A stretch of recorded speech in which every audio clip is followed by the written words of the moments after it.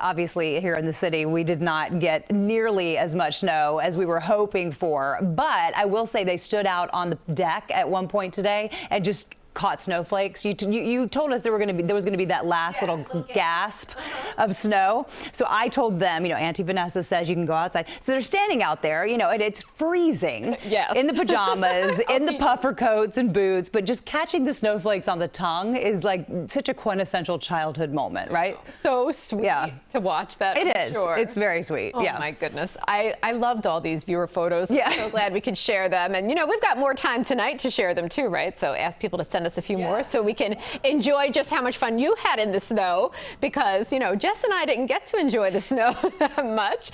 A live look outside for you right now shows in the city this is what it's really looked like for much of the event. We did have snow-covered windshields last night at this time, but alas, that's a thing of the past. There are just damp roadways out there. It is 36 degrees. We do anticipate slick spots tonight. If you have standing water on the roadway near you at this moment in time, it will freeze tonight. Tomorrow, skies are bright. The sunshine returns, as do the seasonable temperatures in the low and mid 40s.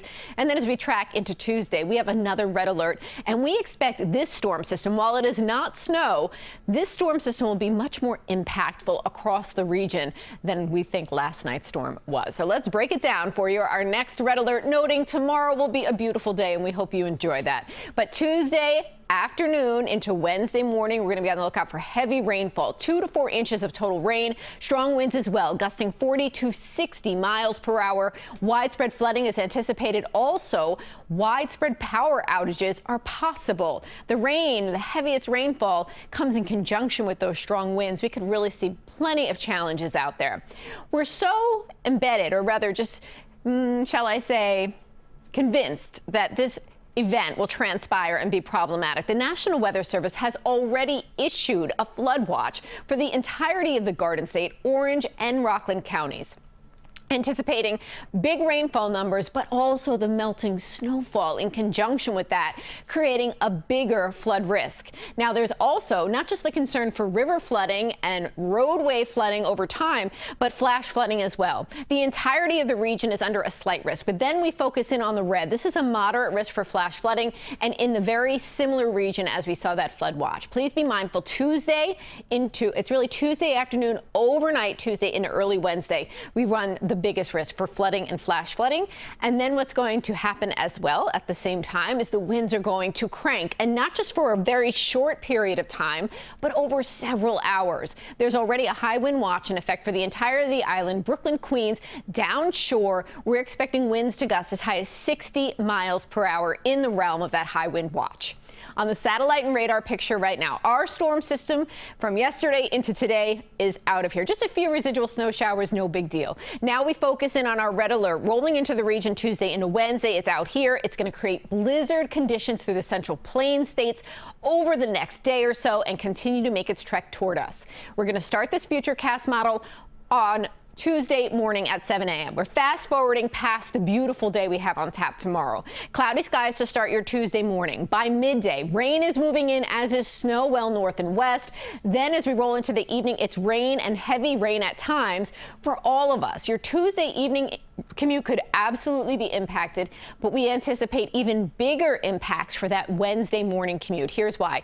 The heaviest rainfall lifts through toward the midnight hour, and then it does exit by that morning drive time. But keep in mind, we're worried about not just flash flooding, but river flooding as well because of the heavy rainfall and the snow melt too.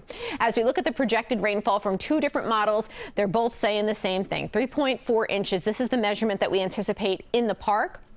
Across the region, it's a broad stroke of 2 to 4 inches, and again, snow melt on top of that. Wind gusts. Let's show you the futurecast model for this. Tuesday morning, no big deal. You're going to wake up and you're going to say, where are the winds? Well, by evening, they are beginning to ramp up in serious fashion. 5 p.m., gusting 30 to 40 miles per hour. By 11 p.m., 40 to 50, even approaching that 60 mile per hour mark, hugging the coastline.